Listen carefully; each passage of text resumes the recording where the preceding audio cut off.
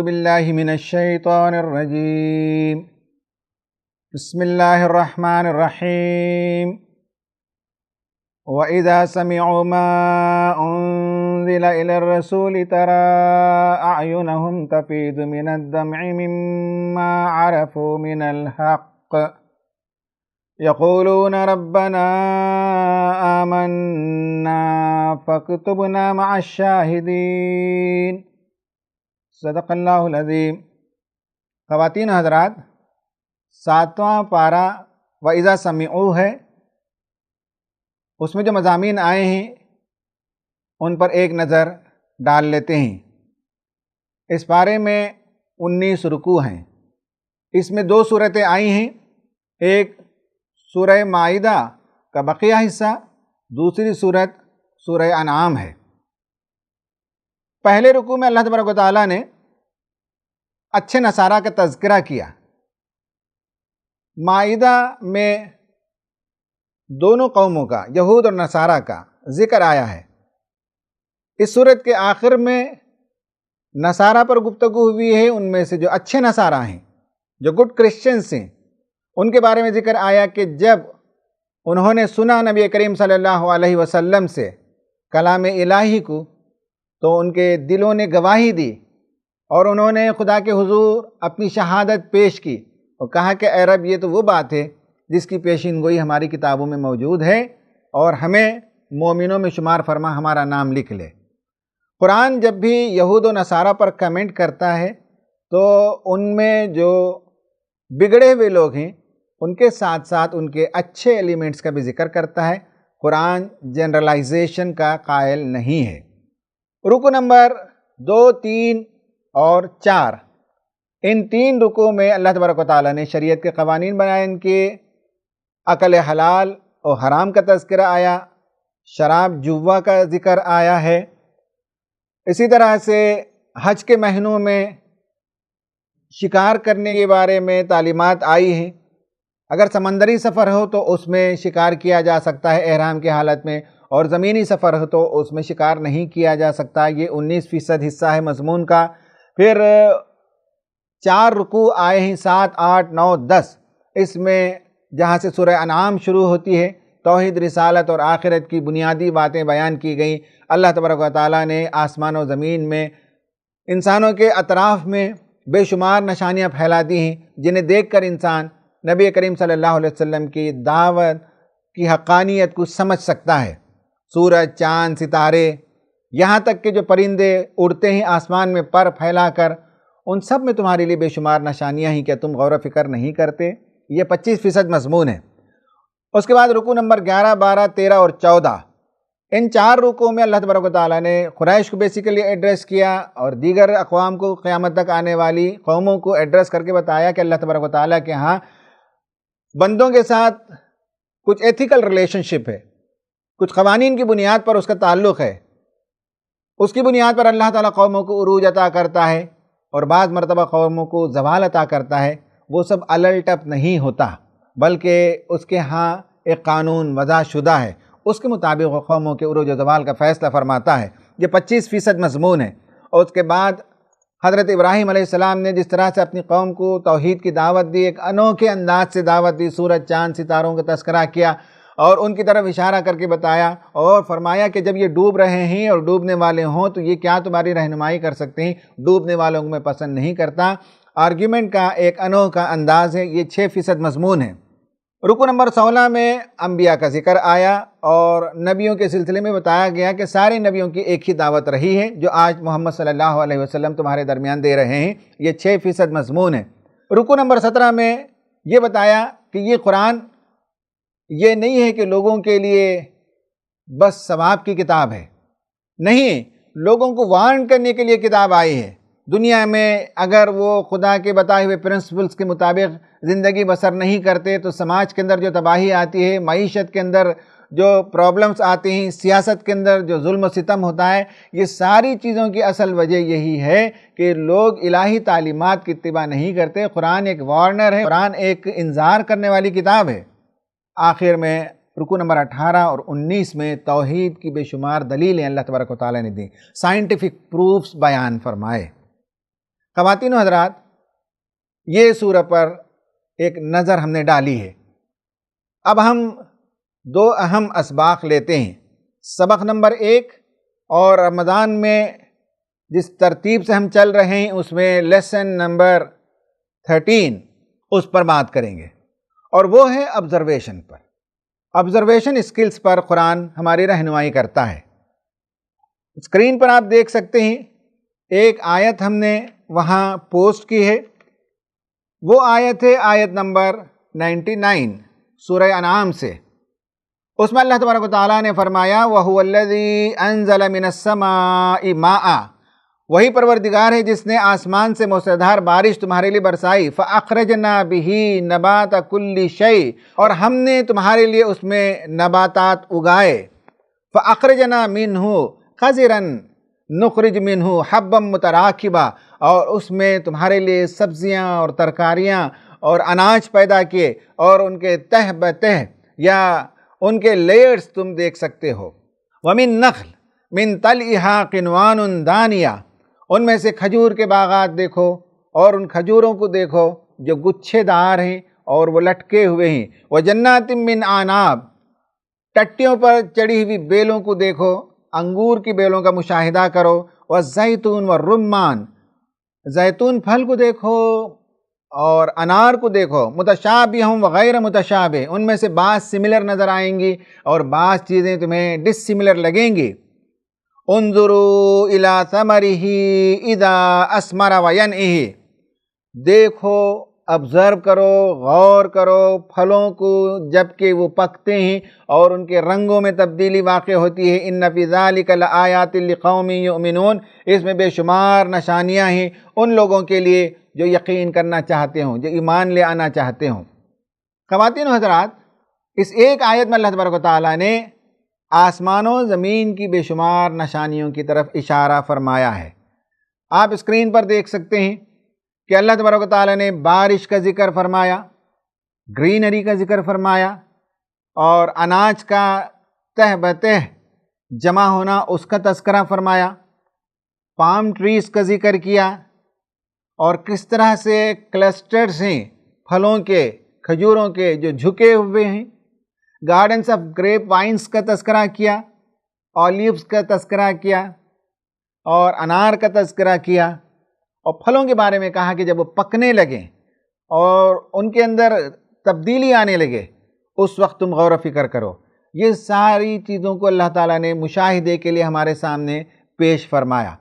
یہی نہیں، آپ آیت نمبر 95، آیت نمبر 96، آیت نمبر 97 یہ آیتوں کو بھی دیکھیں تو ان میں بھی اللہ تبارک و تعالیٰ نے آبزرویشن کی طرف ابھارا، کہا ان اللہ فالق الحب والنوى، اللہ تعالیٰ وہ ہے جو دانوں کو اور گٹھلیوں کو پھاڑ کر اس سے نئی چیز نمودار کرتا ہے۔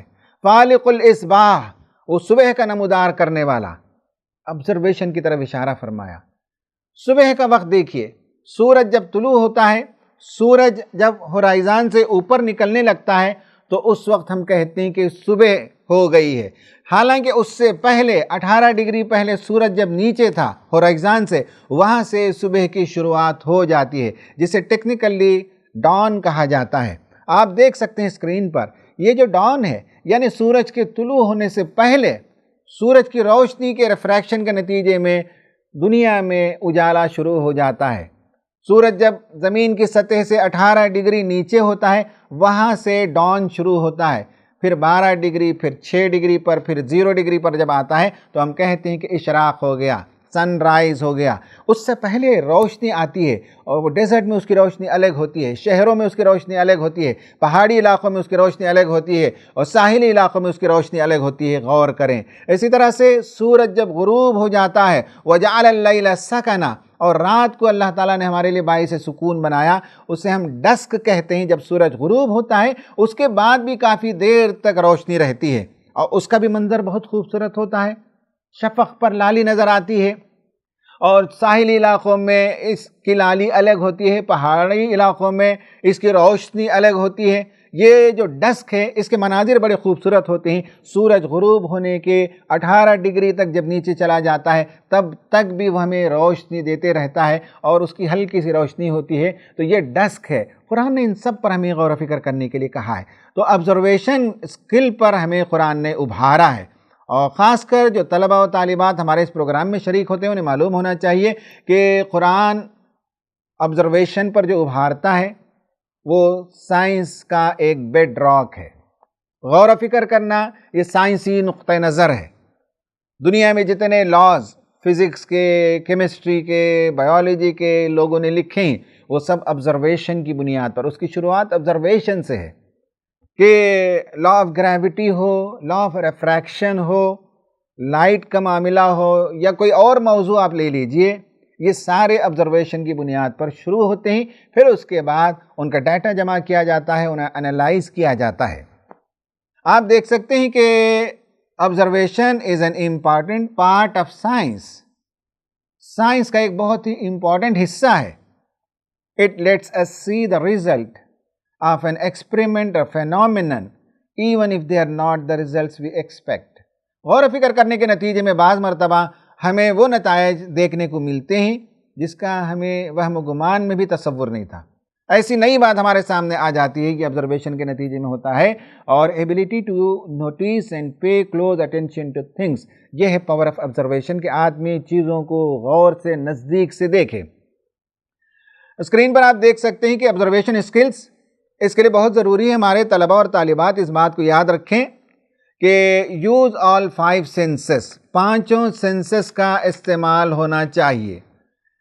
عموماً ایسا ہوتا ہے کہ بچے گھر آتے ہیں اور اپنے اسکول کا کوئی واقعہ سناتے ہیں، لیکن ہم ان سے پوچھیں کہ تم نے دیکھا کیا، تم نے سنا کیا، تم نے فیل کیا کیا. یہ سینسز ہیں اور سونگھنے اور چکھنے کے بھی سینسز ہیں. تو واقعات جب بیان کرتے ہیں تو 5 سینسز کا استعمال ہو، اس کی طرف ہم لوگوں کو ترغیب دلائیں. انالائز اینڈ ریکال سراؤنڈنگز، ایک ہی واقعہ ہوتا ہے لیکن سراؤنڈنگز کے بدلنے سے اس واقعے کا مفہوم بدل جاتا ہے. عیدگاہ سے آپ لوٹ کر آ رہے ہوتے ہیں، فٹ پاتھ پر لوگ بیٹھے ہوئے ہیں، آپ نے آبزرو کیا، انالائز کیا تو معلوم ہوا کہ یہ آپ عید سے لوٹتے ہوئے عید کی خوشی میں کچھ چندہ عنایت کریں گے لوگ، اس لیے بیٹھے ہوئے ہیں. لیکن آج جس زمانے میں، کووڈ کے زمانے میں، فٹ پاتھ پہ بعض جگہ لوگ بیٹھے ہوئے نظر آتے ہیں، وہ غریب نہیں ہیں، وہ فقیر نہیں ہیں، وہ ہاسپٹل کے سامنے فٹ پاتھ پر اس لیے بیٹھے ہوئے ہیں کہ ہاسپٹلس میں بیڈ اویلیبل نہیں ہے. تو جیسے ہی آپ نے سراؤنڈنگ کو دیکھا، آبزرو کیا تو معنی بدل جاتا ہے. اور مائنڈ فلنس آبزرویشن کے لیے بہت ضروری ہے کہ ذہن لگائیں، دھیان لگائیں، اس پر ارتکاز کریں، اس چیز پر فوکس کریں، تب ہمارا آبزرویشن اچھا ہوتا ہے. فیکٹرز آف آبزرویشن اس سلائیڈ میں بتایا گیا کہ آبزرویشن میں جو چیزیں انہینس کرتی ہیں ان میں سے کمیونیکیشن ویری امپورٹنٹ ہے. کہ کوئی واقعہ، سڑک کا حادثہ مان لیں کہ آپ نے دیکھا تو وہاں کمیونیکیٹ کریں گے تو پتہ چلے گا کیا ہوا، کیسے ہوا، کس نے غلطی کی، اور پولیس آ گئی ہے، پولیس نے کیا رپورٹ دی ہے. کمیونیکیشن کرنے سے آپ کا آبزرویشن اور بہتر ہوتا ہے. ایموشنل انٹیلیجنس یعنی یہ ہے کہ آدمی جذباتی طور پر متوازن رہے، جذبات میں شامل نہ ہو جائے. کوئی اپنا ماجرا سنا رہا ہے، کوئی اپنا دکھڑا سنا رہا ہے، آپ انرٹ ہو کر بغیر جذبات کے سنیے. سامنے والا جذباتی ہو تو ہو، کوئی مسئلہ نہیں ہے، لیکن آپ کا آبزرویشن متاثر نہ ہو. آپ اگر جذباتی ہو جائیں گے تو پھر آپ کا آبزرویشن متاثر ہو جائے گا. آبزرو کرنے کے لیے ضروری ہے کہ آپ آنکھیں کھلی رکھیں، کان کھلے رکھیں، سینسز کو کھلے رکھیں اور ایموشنلی آپ سٹیبل رہیں. کرٹیکل تھنکنگ، جب کوئی واقعہ آپ دیکھتے ہیں تو غور کیجئے، کرٹیکلی تھنک کیجئے کہ اگر ایسا یہ کہہ رہا ہے بندہ تو یہ واقعہ ممکن ہے کہ نہیں ہے، اس واقعے کا امکان ہے کہ نہیں ہے، یہ ڈسٹنس کتنا ہوا ہے، کتنے امپیکٹ اس پر پیدا ہوا ہے. یہ کرٹیکل تھنکنگ جب تک آپ سوالات کھڑے نہیں کریں گے اس واقعے پر، اس وقت تک آپ مضبوط رائے قائم نہیں کر سکتے. اور اٹینشن ٹو ڈیٹیل، جو چیز دیکھیں اس کی ڈیٹیلز معلوم ہونی چاہیے. جیسے کہ بچے گھر آئیں اور بتائیں کہ آج ہمارے ہاں اسکول میں ایک موٹیویشنل اسپیکر آیا، تو آپ ان سے پوچھیں، ڈیٹیلز پوچھیں کہ وہ مرد تھا کہ عورت تھی، انگریزی میں تقریر ہوئی کہ مقامی زبان میں تقریر ہوئی، اور پاور پوائنٹ پریزنٹیشن ہوا کہ نہیں ہوا، کیا اس نے کچھ پیپرز دیے تمہیں شیٹس دیے ورک آؤٹ کرنے کے لیے، کیا اس نے کچھ طلباء کو اسٹیج پر بلا کر کچھ ایکسرسائزز کروائے، کچھ اور چیزیں اس نے کروائیں، فیلنگ کیسے رہا. اور اس نے کیا باتیں کہیں، کیا چیزیں اس نے دکھائیں، کیا انسٹرومنٹس وہ لے کر آیا تھا. مائنوٹ ڈیٹیلز جب بچے دیکھنے کے عادی بنیں گے تب ان کا جو ہے ہورائزن وائڈ ہوگا، سوچنے کا، دیکھنے کا. دنیا میں جو بڑے آرٹسٹ ہوتے ہیں، بڑے سائنٹسٹ ہوتے ہیں، رائٹرز ہوتے ہیں، جرنلسٹ ہوتے ہیں، اسپیکرز ہوتے ہیں، آپ دیکھیں گے ان کی گفتگو میں، ان کی تحریر میں، ان کے ڈیٹا کلیکشن میں وسعت ہوتی ہے، وائڈر رینج ہوتا ہے، اس لیے کہ ان کا آبزرویشن بہت وائڈ ہوتا ہے. ڈسٹریکشن کو ایوائڈ کریں. ایک آبزرویشن جرنل رکھیں، بچوں سے کہیں آپ بھی رکھیں اور آبزرو کیجئے. مان لیں کہ گھر میں آپ نے ایک مرچی کا دانہ بویا اور اس سے مرچی کا ایک پودا نکل کر آیا، تو اب یہ ہے کہ مرچ لگنے تک 15-20 دن لگتے ہیں. ایک جرنل رکھ کر دیکھیں کہ کتنے دن کے بعد اس کا موڑ نکلا، اس کا پودا کھڑا ہوا، اس پودے میں کتنے پتے آئے، مرچ کب لگی ہے، وہ کب بڑی ہوئی ہے.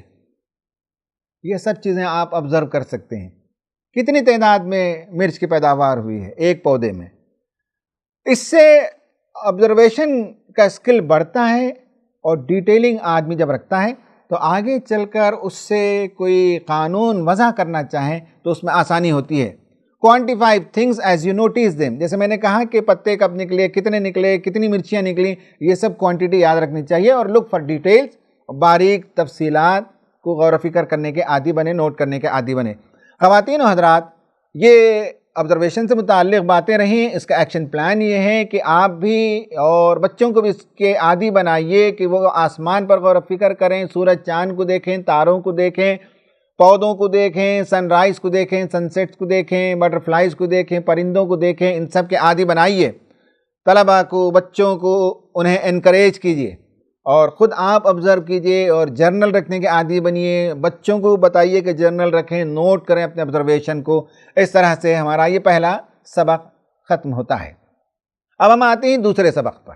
اس پورے پارے کا مزاج سائنٹیفک ہے. اس پورے پارے کے اندر ریشنلٹی کو ابھارا گیا ہے. یہ آج ہمارا لیسن نمبر 2 ہے، رمضان کا لیسن نمبر 14 ہے. قرآن میں ریشنلٹی کو پروموٹ کیا گیا ہے. دنیا کا بڑا پرابلم یہ ہے کہ بہت سے لوگ آبادی کا سواد اعظم، آبادی کی میجارٹی ارریشنل ہوتی چلی جاتی ہے. اسلام ریشنلٹی کی تعلیم دیتا ہے، عقل کو استعمال کرنے کی تعلیم دیتا ہے، غور و فکر کی تعلیم دیتا ہے. پہلا مضمون ہمارا آبزرویشن، دوسرا مضمون ریشنلٹی. یہ دونوں ملے جلے ہوئے مضمون ہیں اور اس پارے کا مزاج ہی ایسا ہے. پرابلم یہ ہے کہ ہم کو بچپن سے غلطی سے یہ بات بتا دی گئی کہ اسلام میں عقل کو دخل نہیں ہے. بہت بڑا سوال کرنا چاہیے، اس پر کوشچن مارک ریز کرنا چاہیے. شاید یہ ان لوگوں کی باتیں ہوں گی جنہوں نے عقل کا استعمال نہیں کیا، جس کے نتیجے میں انہوں نے ہماری نئی نسل کو بھی باور کرا دیا. نہیں، اسلام تو عقل کے استعمال کو ابھارتا ہے، اسے انکریج کرتا ہے. کسی ایک جگہ قرآن نے کنڈم نہیں کیا کہ عقل سے ہوشیار رہیں، عقل تمہیں گمراہ کر سکتی ہے. نہیں، کہا کہ عقل استعمال کرو، ریشنلٹی کا اپروچ اختیار کرو. ریشنلٹی کے سلسلے میں 3 میتھڈالوجی اس پارے کے اندر قرآن نے استعمال کیے ہیں. پہلی بات یہ ہے کہ condemnation of sense less imitation, یعنی یہ ہے کہ عقل لگائے بغیر بڑوں کی نقل کرنا، اگلوں کی نقل کرنا، سوچے سمجھے بغیر نقالی کرنا، اسے قرآن کنڈم کرتا ہے. Number 2، questioning rather than answering. جب اللہ کے رسول صلی اللہ علیہ وسلم سے کفار و مشرکین سوالات کرتے تھے تو بعض سوالات جو سنجیدہ تھے ان کے جوابات دیے گئے، اور بعض سوالات جس میں سنجیدگی نہیں تھی تو قرآن نے سوال کا جواب یہ دیا کہ مزید سوال کر دیا اور کہا کہ اس پر غور کرو، اس کا جواب دو، اس کے پیچھے کیا دلیل ہے تمہارے پاس، اس کے پیچھے کوئی ریٹن ڈاکومنٹ ہو تو لے آؤ، اس کے پیچھے کوئی عقلی دلیل ہو تو لے کر آؤ. قرآن نے الٹا کوشچن کیا. اور تیسرا یہ ہے کہ پریکٹیکل ڈیمونسٹریشن. ریشنلٹی کے لیے بھی بہت ضروری ہے کہ ڈیمونسٹریٹ کر کے بتائیں کہ جو تم سوچتے ہو وہ غلط ہے اور واقعہ یہ ہے، حقیقت یہ ہے، ہیپننگ دنیا میں یہ ہے. تمہارا جو خیال ہے، تمہارا جو بلیف ہے، تمہارا جو ڈاگما ہے وہ ارریشنل ہے. یہ 3 میتھڈ ریشنلٹی کے اس پارے کے اندر استعمال کیے گئے ہیں. پہلا جو میتھڈ ہے وہ میتھڈ ہے سینس لیس امیٹیشن کا. سورہ مائدہ سورہ نمبر 5 آیت نمبر 104۔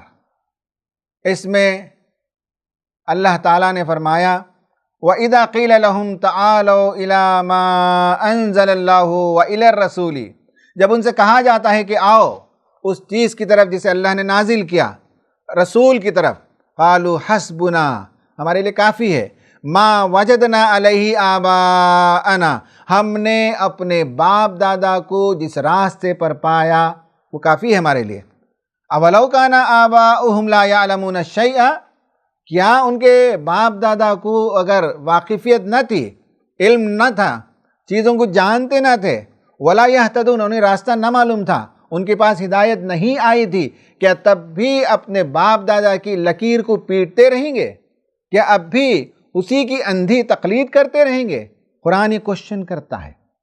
قرآن کہتا ہے کہ جو سینسز اللہ تعالیٰ نے دیے اگر ان کا صحیح استعمال نہیں ہوتا ہے، یہ آنکھیں، یہ کان، یہ دل، سوچنے سمجھنے کی جو صلاحیتیں ہیں، اگر ان کا صحیح استعمال نہیں ہوتا تو قرآن وارن کرتا ہے کہ ان کے دلوں پر مہر لگا دی جائے گی۔ ان کے کان ہوتے ہوئے بہروں کے برابر ہیں، ان کے پاس آنکھیں ہوتے ہوئے بھی یہ اندھوں کی طرح زندگی بسر کرتے ہیں، اور قیامت کے دن بھی انہیں سخت ترین سزا دی جائے گی۔ قرآن کہتا ہے وَلَقَدْ ذَرَأْنَا لِجَهَنَّمَ كَثِيرًا مِنَ الْجِنِّ وَالْإِنسِ لَهُمْ قُلُوبٌ لَا يَفْقَهُونَ بِهَا وَلَهُمْ أَعْيُنٌ لَا يُبْصِرُونَ بِهَا وَلَهُمْ آذَانٌ لَا يَسْمَعُونَ بِهَا أُولَئِكَ كَالْأَنْعَامِ بَلْ هُمْ أَضَلُّ۔ سینسلیس امیٹیشن، سینسس کا استعمال نہ ہو، اللہ نے حواس خمسہ جو دیے ہیں ان کا استعمال نہ ہو تو قرآن کہتا ہے کہ یہ تو جانوروں کی طرح ہیں۔ دل دیے ہم نے، انہوں نے سوچنے کے لیے اسے استعمال نہیں کیا، ہم نے انہیں آنکھیں دی لیکن اس سے انہوں نے حق اور باطل کو دیکھنے اور تمیز کرنے کے لیے استعمال نہیں کیا، ہم نے کان انہیں دیے لیکن اس سے صحیح بات کو سننے کے لیے استعمال نہیں کیا۔ اولئک کالانعام بل ہم اضل، یہ جانور ہیں بلکہ اس سے زیادہ گئے گزرے ہوئے ہیں۔ یہ قرآن تنبیہ کرتا ہے، اور قرآن کہتا ہے کہ اگر اللہ تعالیٰ نے یہ جو صلاحیتیں دی ہیں غور و فکر کرنے کی، اگر اس کا استعمال نہ ہو تو انہیں چھین بھی سکتا ہے۔ قُلْ أَرَأَيْتُمْ إِنْ أَخَذَ اللَّهُ سَمْعَكُمْ وَأَبْصَارَكُمْ وَخَتَمَ عَلَى قُلُوبِكُمْ مَنْ إِلَٰهٌ غَيْرُ اللَّهِ يَأْتِيكُمْ بِهِ۔ سورہ انعام میں آیت نمبر 46 میں اللہ تبارک و تعالیٰ نے فرمایا کہ پوچھو ان سے کہ اگر اللہ تعالیٰ ان کے سننے کی صلاحیت کو سلب کر لے، ان کی دیکھنے کی صلاحیت کو ختم کر دے اور ان کے دلوں پر مہر لگا دے تو اللہ کے علاوہ کون ہے جو پھر ان کو یہ صلاحیتیں واپس لوٹائے؟ ان صلاحیتوں کے یہ لوگ استعمال نہیں کرتے۔ قرآن نے اسے کنڈم کیا اور بتایا کہ یہ کوئی صحیح رویہ نہیں ہے۔ نمبر 2، قرآن کا طریقہ یہ ہے کہ کوشچننگ رادر دین آنسرنگ، سوالات کھڑے کرتا ہے جواب دینے کے بجائے، اور سوالات کی بھی کیٹیگری ہے۔ Do they not ponder over the universe, screen پر ہم نے بتایا ہے کہ ایک طریقہ یہ ہے کہ ان سے پوچھا جاتا ہے کہ کیا تم غور نہیں کرتے آسمان و زمین پر، اس کا مطالعہ نہیں کرتے؟ غور کرو تو معلوم ہوگا قُلْ لِمَن مَّا فِي السَّمَاوَاتِ وَالْأَرْضِ، کون ہے جس نے آسمان و زمین کو پیدا کیا؟ قُلِ اللَّهُ، کہیے آپ بتا دیجئے کہ اللہ تعالیٰ نے پیدا کیا۔ آسمان و زمین پر غور کرنے کے لیے قرآن میں اور بھی بے شمار آیتیں، لیکن ہم اسی پارے کے آیتوں کی طرف آپ کی نشان دہی کر رہے ہیں۔ تو ایک کوشچن یہ ہے کہ کیا یہ آسمان و زمین پر غور و فکر نہیں کرتے؟ وَمَا مِن دَابَّةٍ فِي الْأَرْضِ وَلَا طَائِرٍ يَطِيرُ بِجَنَاحَيْهِ إِلَّا أُمَمٌ أَمْثَالُكُمْ، کیا زمین میں چلنے پھرنے والے جانوروں کو اور آسمان میں اڑنے والے پرندوں کو انہوں نے غور سے نہیں دیکھا؟ یہ بھی تمہاری طرح امتیں ہیں، آسمان و زمین پر غور و فکر کرو۔ دوسرے سلائیڈ میں ہم نے بتایا کہ do they not ponder over the message, کیا آسمان و زمین پر بھی غور نہیں کرتے؟ اور کیا یہ میسیج پر بھی، جو پیغام نبی کریم صلی اللہ علیہ وسلم دے رہے ہیں اس پر بھی غور نہیں کرتے؟ قُلْ أَيُّ شَيْءٍ أَكْبَرُ شَهَادَةً، اور کون سی بڑی شہادت چاہیے؟ قُلِ اللَّهُ، اللہ سے بڑھ کر اور کس کی شہادت چاہیے؟ شَهِيدٌ بَيْنِي وَبَيْنَكُمْ، میرے اور تمہارے درمیان وہی گواہی کافی ہے۔ وَأُوحِيَ إِلَيَّ هَذَا الْقُرْآنُ، اور مجھے اس نے یہ قرآن بھیجا ہے تاکہ میں لوگوں کو ڈراؤں، اس شہر والوں کو بھی اور جہاں تک کہ پہنچے میسیج ان سب کو میں ڈراؤں۔ کیا اس کے باوجود لوگ غور و فکر نہیں کرتے؟ اگلے سلائیڈ میں do they not ponder over the messenger, Quran پوچھتا ہے کائنات میں غور و فکر انہوں نے نہیں کیا، میسیج پر انہوں نے غور و فکر نہیں کیا، میسنجر پر غور و فکر نہیں کیا۔ قرآن پوچھتا ہے افلم یدبروا القول ام جاءہم ما لم یأتی آباؤہم الاولین، کیا انہوں نے اس بات پر غور و فکر نہیں کیا جو میسنجر پیش کر رہا ہے، کیا یہ میسنجر، یہ رسول کوئی ایسی نئی بات لے کر آیا ہے جو اس سے پہلے تاریخ انسانی میں کبھی ایسا نہ ہوا ہو؟ ام لم یعرفوا رسولہم فہم لہ منکرون، کیا یہ اپنے رسول کو نہیں جانتے اس کے باوجود انکار کر رہے ہیں؟ ام یقولون بہ جنہ، کیا یہ کہتے ہیں کہ اس شخص کو دیوانگی ہو گئی ہے؟ نہیں، بلکہ یہ حق سے منہ موڑنے والے ہیں۔ تو do they not ponder over the universe? Do they not ponder over the message? Do they not ponder over the messenger? یہ قرآن کا سٹائل ہے۔ اب تیسرا طریقہ ہے ڈیمونسٹریشن کا۔ ڈیمونسٹریشن کا طریقہ یہ ہے کہ اللہ تبارک و تعالیٰ نے فرمایا، بتایا کہ حضرت ابراہیم علیہ السلام نے توحید کی جو دعوت پیش کی دنیا کے سامنے، وہ ایک بہت ہی انوکھے انداز سے، بہت ہی پیارے انداز سے انہوں نے پیش کی۔ عام طور پر لوگوں نے سمجھ لیا کہ حق کی تلاش میں سورج، چاند، ستارے پر انہوں نے غور کیا، نہیں، بلکہ وہ قوم جو سورج کی پوجا کرتی تھی، چاند کی پوجا کرتی تھی، تاروں کی پوجا کرتی تھی، ان کی دیویاں تھیں، ان کے دیوتا تھے، ان کے مندر موجود تھے، لوگ ان مندروں میں جاتے اور ان کے سامنے منت سماجت کرتے، پوجا پاٹ کرتے تھے۔ حضرت ابراہیم علیہ السلام نے الگ الگ موقعوں پر، الگ الگ بستی میں دعوت دیتے ہوئے کبھی تارے کو، جو لوگ خدا بناتے تھے، ان کو ایڈریس کیا اور بتایا کہ تم تاروں کو خدا بناتے ہو، دیکھو یہ تارے ڈوب گئے، تو یہ جو خدا تم نے دیویاں بنا رکھی، دیوتا بنا رکھی، یہ کیا تمہاری رہنمائی کریں گے؟ میں ڈوبنے والوں کو پسند نہیں کرتا۔ کوئی اور جگہ گروپ ڈسکشن ہو رہا تھا چاند کی دیوی پر، آپ نے چاند کو بتایا، دیکھو آسمان میں آنے والے چاند کو دیکھو، یہ گھٹتا ہے، یہ بڑھتا ہے، اس کی روشنی بڑھتی ہے، یہ مان بھی پڑ جاتا ہے اور یہ ڈوب بھی جاتا ہے۔ ڈوبنے والوں کو میں پسند نہیں کرتا، جو آسمان میں ڈوب جائے وہ زمین میں تمہاری کیا رہنمائی کریں گے؟ کسی جگہ اور کوئی سیمینار تھا، کوئی اور بڑا پروگرام تھا دن کے وقت، وہاں سورج کے دیوتا کی جے جے پکاری جا رہی تھی، تو وہاں کھڑے ہو کر آپ نے بتایا کہ جو سورج وقت کا پابند ہے، وقت کا غلام ہے، طلوع اور غروب اسے کسی نے طے کر دیے ہیں اور اسی کے مطابق وہ طلوع ہوتا ہے اور غروب ہوتا ہے، جو طلوع ہو جو غروب ہو، تو وہ کیا تمہاری رہنمائی کر سکتا ہے؟ یہ آپ نے بتایا پریکٹیکل ڈیمونسٹریٹ کر کے۔ یہ پریکٹیکل ڈیمونسٹریشن ہے، قرآن میں اس کی آیتیں تفصیل سے آئی ہیں، آپ پڑھ لیجئے۔ آیت نمبر 75 سے لے کر آیت نمبر 82 تک سورہ انعام کے اندر اللہ تبارک و تعالیٰ نے بتایا تفصیل سے۔ وَكَذَلِكَ نُرِي إِبْرَاهِيمَ مَلَكُوتَ السَّمَاوَاتِ وَالْأَرْضِ وَلِيَكُونَ مِنَ الْمُوقِنِينَ۔ آگے یہ آیتیں چلتی ہیں جن میں حضرت ابراہیم علیہ السلام نے اپنی قوم کو پریکٹیکلی ڈیمونسٹریٹ کر کے بتایا ریشنیلٹی کو۔ ایکشن پلان یہ ہے خواتین و حضرات، ڈو یو امیٹیٹ سینسلیسلی۔ آج بھی ہم میں بھی بہت سی باتیں ایسی ہیں جو غور و فکر کے بغیر ہم ریپیٹ کرتے رہتے ہیں۔ یہ سینسلیس امیٹیشن اگر ہمارے اندر ہے تو اس سے باہر آنا چاہیے، کوشچن کرنے کی عادت ہونی چاہیے۔ Do you question your self. ہم جو طور طریقے اختیار کیے ہوئے ہیں، ہمارے جو عقیدے ہیں، اور ہم نے بھی اپنے بڑوں سے بہت سی باتیں سن رکھی ہیں، کیا کبھی ہم ان پر کوشچن کرتے ہیں؟ Are you ready for new experiments in the field of دعوت، تربیہ، سوشل سروس؟ ہم بھی دنیا میں دعوت کا کام کرتے ہیں، تربیت کا کام کرتے ہیں، کہ کیا ہم نئے سوشل ایکسپیریمنٹس کر سکتے ہیں؟ یہ 3 ایکشن پلان ہے۔ ہم سینسلیس امیٹیشن کرتے ہوں تو یہ رویہ چھوڑنا چاہیے۔ ہمارے بہت سے جو طور طریقے ہیں ہم نے بھی بڑوں سے پایا ہے، انہیں کوشچن کرنا چاہیے، قرآن و سنت کے مطابق ہو تو ان پر عمل ہونا چاہیے، قرآن و سنت سے اگر وہ ٹکرائیں تو انہیں ردی کی ٹوکری میں ڈال دینا چاہیے۔ اور تیسرا یہ ہے کہ دعوت کے میدان میں، تربیت کے میدان میں، خدمت خلق کے میدان میں نئے نئے تجربے کرنے چاہیے، پریکٹیکل ڈیمونسٹریشن ہونا چاہیے۔ خواتین و حضرات، یہی وہ باتیں تھیں جو سورہ انعام سے ہم نے اخذ کی ہیں۔ ایک یہ ہے کہ ہم آبزرویشن اسکل پیدا کریں، اور دوسرا یہ کہ ہم ریشنیلٹی پیدا کریں۔ اللہ تعالیٰ سے دعا ہے کہ اللہ تبارک و تعالیٰ ہمیں ہماری عقلوں کو صحیح طور پر استعمال کرنے اور کائنات میں بکھری ہوئی توحید کی نشانیوں کو سمجھنے اور دنیا کو سمجھانے کی ہمیں توفیق عطا فرمائے۔ آمین۔ وآخر دعوانا ان الحمد للہ رب العالمین۔